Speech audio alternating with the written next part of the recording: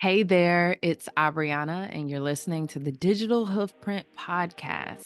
It has been a while since I have produced episodes of this podcast, but I am excited to be back, okay? And I am excited that you are here listening to this episode because I felt so compelled to go ahead and get started and record this particular episode because of some really cool things that I have going on in my life, but also because I'm planning for a whole reboot of this, okay? I am here to help you establish your digital footprint, and that is exactly what you're going to learn through listening this podcast. So, I'm going to go through a little bit of a reintroduction, okay? I'm going to introduce myself, tell you a little bit about who I am. Then I'm going to talk about what a digital footprint is, okay? Then we're going to have a little bit of a conversation about breadcrumbs. There's some things that have come up for me recently that have led me back to the very beginning, and I want to give you some insight into that. Next, we're going to talk about what I'm going to offer for this year, what my plan is, how you can engage with me and establish your digital hoofprint in 2024. And we're going to wrap this thing up, okay? I have challenged myself to create episodes that are 30 minutes or less, okay? So let's see if we can do this because I'm a wordy girl and I will talk and talk and talk, all right? So we're gonna do this within 30 minutes. All right. So since you are already learning a little bit more about me, again, I am Abriana. I am a North Carolina native. I'm from Chapel Hill, North Carolina, and I have been a horse lover since I was very, very young. However, I started riding when I was young and then I stopped and didn't start again until high school. And that was when I decided that I wanted to go into vet med. I wanted to be a veterinarian, like many horse girls do. Went to NC State, got my bachelor's of animal science, and started working in an animal hospital and did not end up going to vet school. But what happened was I ended up, you know, when you're wanting to go to vet school, you have to get a plethora of hours and different experiences to show your commitment and show your experience and show that you actually know what happens in the industry. So I got research experience, small animal, large animal, mixed animal, tons, like 1,200 hours of experience. And through that and working in a small animal hospital post graduation, I was exposed to the back ends of so many different animal businesses that became a big interest for me. How does this operate? How do you create a amazing client experience? How do you connect with the client so that you can help the animal in the best way possible? That was huge for me. And so in working at the animal hospital, I started managing the pet resort and did that for 3 years and had huge success in that kind of arena. I mean, it was so much fun. I got to be creative. I got to have so many ideas fleshed out and how we can create an amazing environment for the animals that came to see us, but also for the client so that they were like, if my dog does not come here, I'm going to lose my mind. And so fast forward, we hit the pandemic, right? People weren't traveling. And I said, you know what? I think this is an opportunity for me because I love large animal. I love horses and I love looking at the businesses that horse people operate. And now that we are in the pandemic and, horse activities were some of the few things that we're able to do, we need to bring this industry into the 21st century. And so I left my job at the animal hospital to start Black Unicorn Creative, where I'm not even gonna go through the very beginnings of things. Actually, I lied. I am.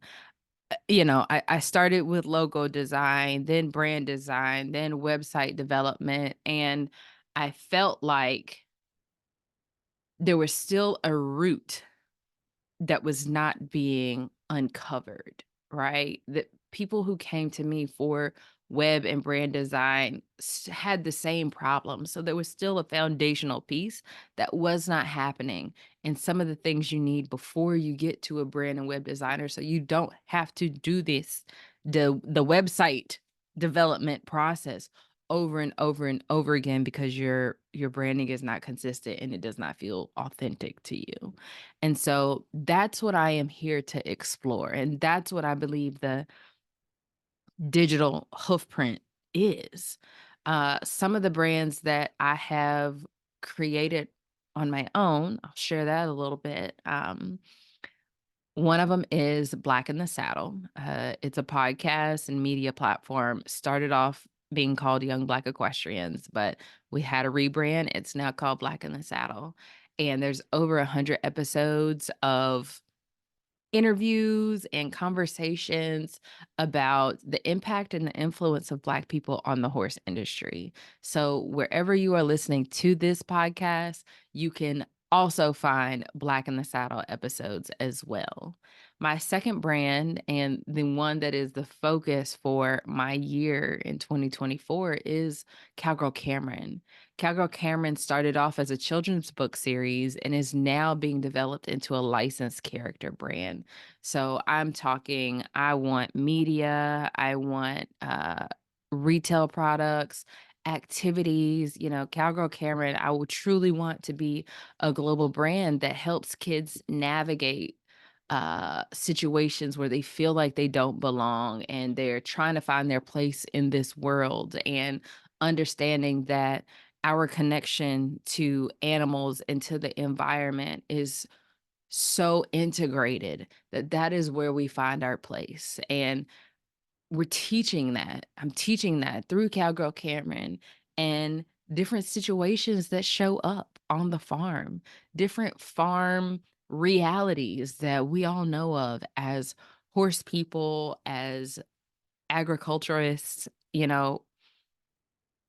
Having that connection and finding place in that is so important to me, and something that I feel like can really help the next generation. So I'm really super excited about those two things. And, they fall under the umbrella of Black Unicorn Creative. So I am so excited to be in the process and model what it is that I really hope to teach here. Now, let's talk about what a digital hoofprint is. Okay. Your digital hoofprint is your online presence and the digital impact that you make.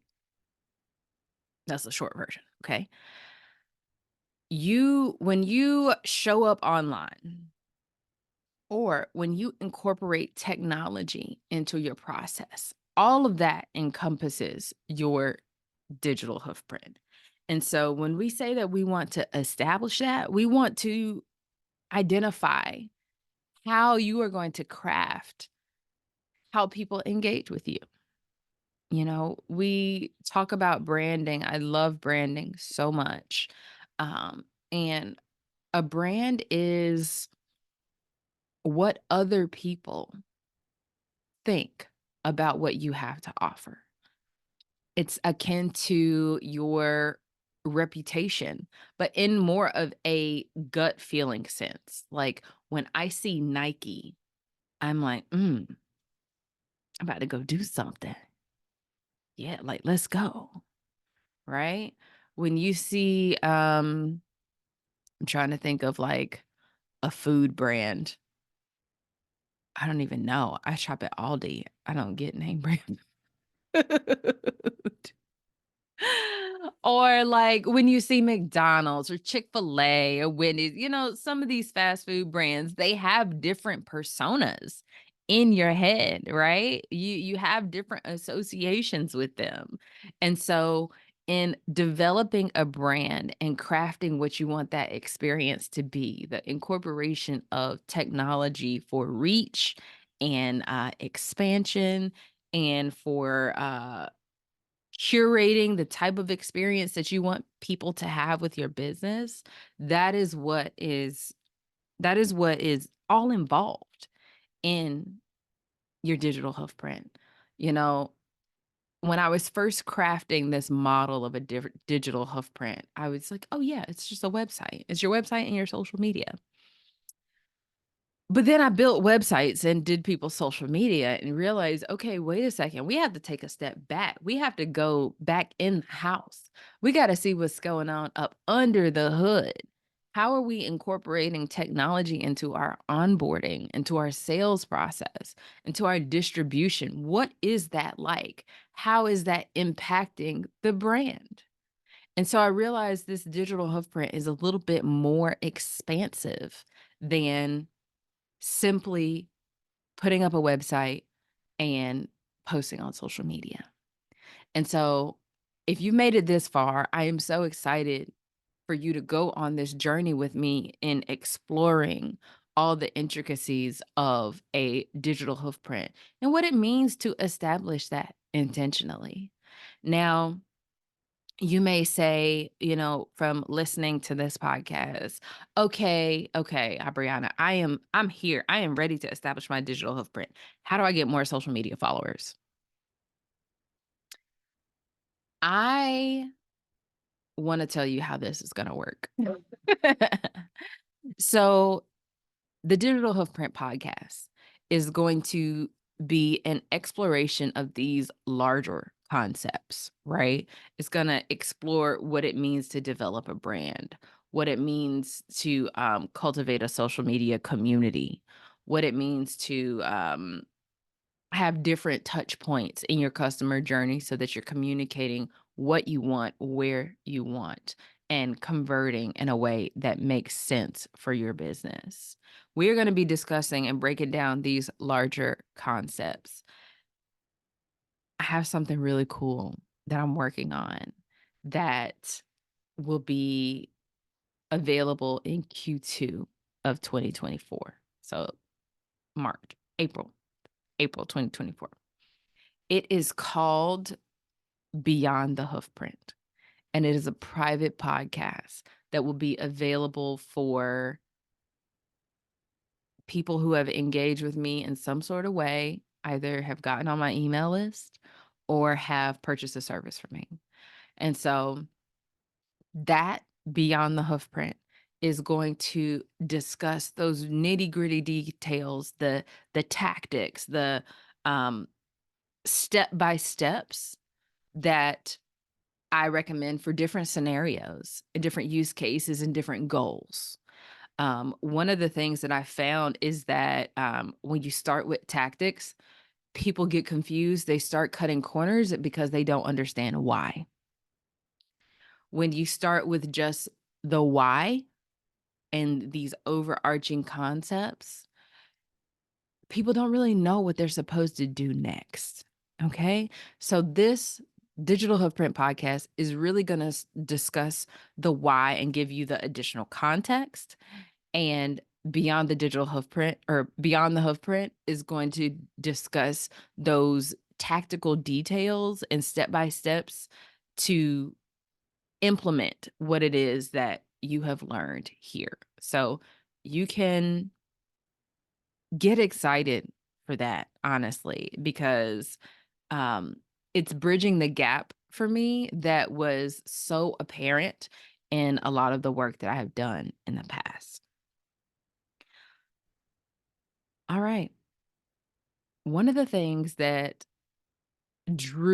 compelled me to record this episode today was this idea of breadcrumbs. Okay. My a huge chunk of my journey that I did not share before is that I quit my job in 2020, started my business, and that was September of 2020. In February of 2021, I became a caregiver for my grandfather who had dementia. And so that rocked my idea of what I was able to accomplish in my business. because it ended up not being very much. Not as a full-time caregiver with someone who was that far gone in the disease. And so it took me a long time to get my feet back under myself and say, okay, this is what I am capable of. This is what I have to offer. And this is what I have the capacity for, given my current circumstances. And so my grandfather passed 8 days ago. And since his passing, we have, been preparing. I won't get off on a tangent with how amazing my granddaddy was, because he was. But let me just say the man planned his own funeral. All right. He wrote everything. He wrote his program, obituary, assigned roles. Okay. He wrote everything. So I don't want to hear anything about my type A preparedness, okay? Because I get it honest. I'm pretty sure it's genetic at this point. But in looking back and getting the house ready for guests who might want to stop by, we came across so many photo albums. And my granddad was dedicated for over 50 years to documenting and archiving his life, from things that were, I mean, I can't even fathom, like, his experiences in Vietnam and Okinawa, to just documenting the flowers that were here in his yard. Um, a 50-year hobby of documentation with every Polaroid, with every image. Some of these images are pre-Polaroid. Um, Writing captions and writing who is in those photos and saying, this is where we were. He has pictures while he's on some sort of naval ship going underneath the Golden Gate Bridge, October 22nd, 1955. It is amazing. There's 16 photo albums. And I mean, there's pictures even before that of his family farming, um, on a wagon drawn by mules. There's a great uncle of his found articles of him in a vineyard. In my, additional spare time that I have, I'm studying wine. And so to see those breadcrumbs, those nuggets of history that seemingly influence who I am today, that has been a transformative experience. And so when we think about breadcrumbs in the online space, in a digital space, breadcrumbs are a line of texts or links that help you navigate back to where you were. They're digital aids that assist in navigation of different online spaces. So if you visit a homepage and then you click the blog and then you click what is a brand, you will likely have digital breadcrumbs along the top that says blog home. Right? This is not necessarily the menu at the top, but this will be kind of lower on the page, giving you a pathway, like, this is where you came from, and this is you can click any of these links to get back to where you wanna be. And these breadcrumbs, knowing that there is a digital significance and importance to them, but also realizing how finding breadcrumbs in the form of images, um, pictures of me, honestly. I really thought that when I look back and have this story of my childhood, I never felt like I was really a horse obsessed kid. Um, Not in the way, like, I didn't watch Saddle Club, y'all. I didn't watch it. I didn't read the books like that. It just wasn't in my childhood. I just sorry. Um, but I have some pictures of me. And I'm gonna post them here. If you're watching on YouTube, you'll be able to see them right here. I have a picture of me, like, gnawing on some sort of toy in my grandfather's home, the home that I'm in now, and there's horses behind me on the bottom row of the entertainment system area, and I saw that, and I was like, "Wow," like, that is an incredible breadcrumb that that drives me and gives me a sense of purpose and validation for the work that I'm doing now. I found another image.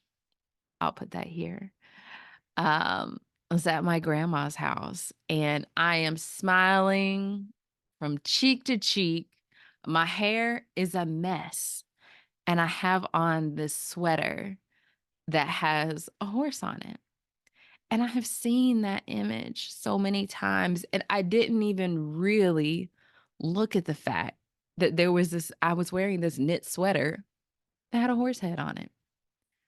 And so in looking at my very first children's book, Cowgirl Cameron and the Crazy Hair Day, I see these breadcrumbs, these nuggets of lived experience that contribute to the stories that I'm creating today.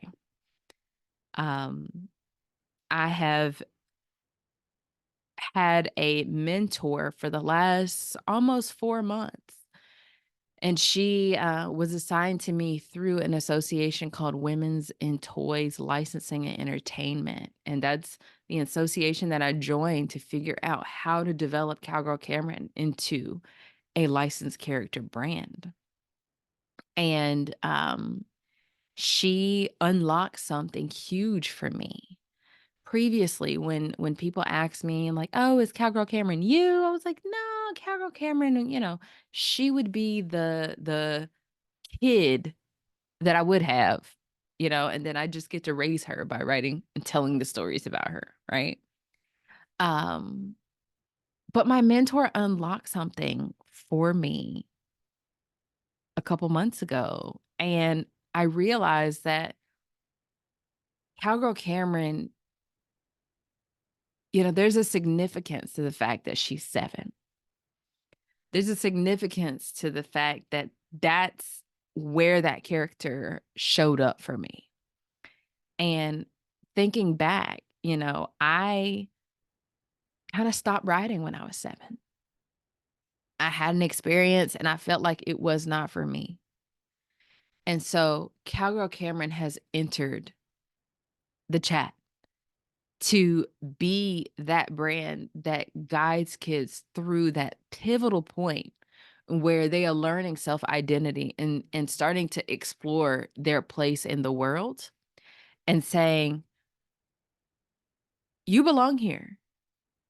You can do this. You might have these different situations show up for you, but in knowing yourself and being able to connect with the environment around you and understanding that you share that with these other animals and, uh, having these conversations." Yes, she's having conversations with animals, but these are conversations that kids can take to their friends and to their parents and to the adults around them to say, "I need help with this," or "I don't understand this." And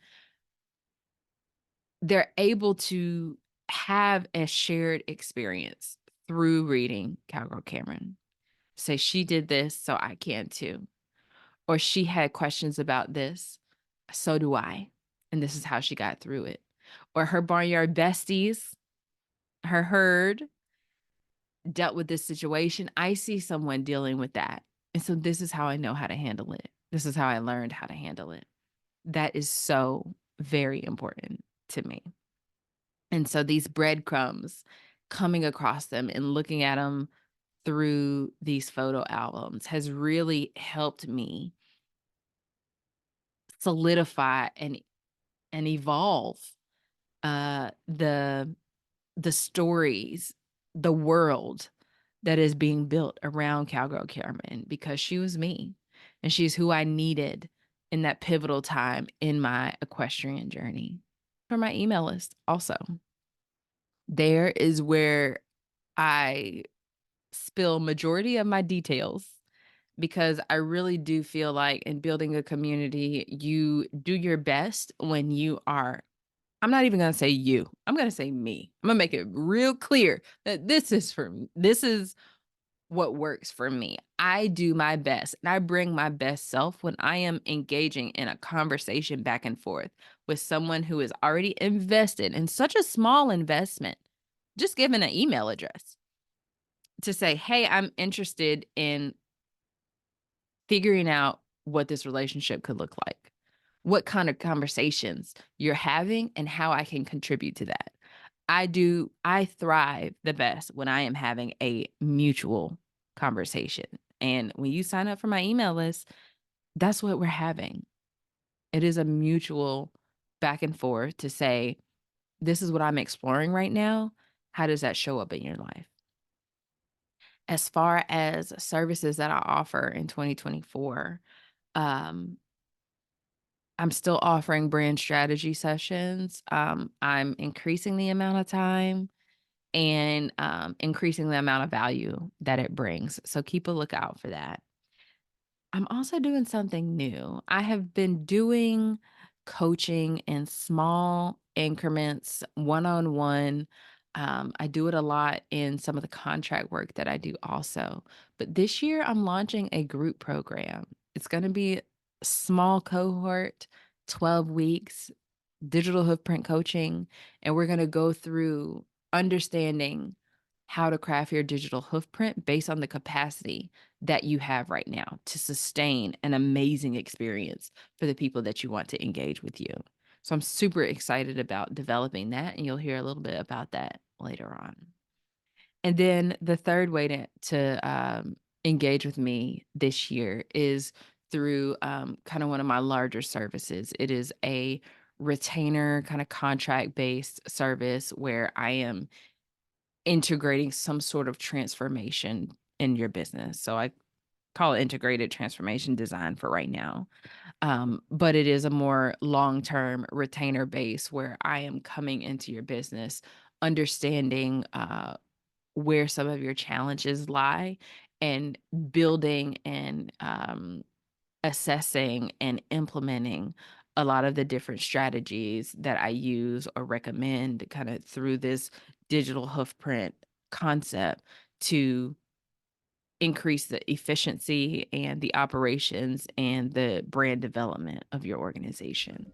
So, those are the three ways that you can engage with me this year. Y'all, I kept it at 30 minutes. So, thank you so much for listening to this episode. I will catch you on the next one. Have a great rest of your week.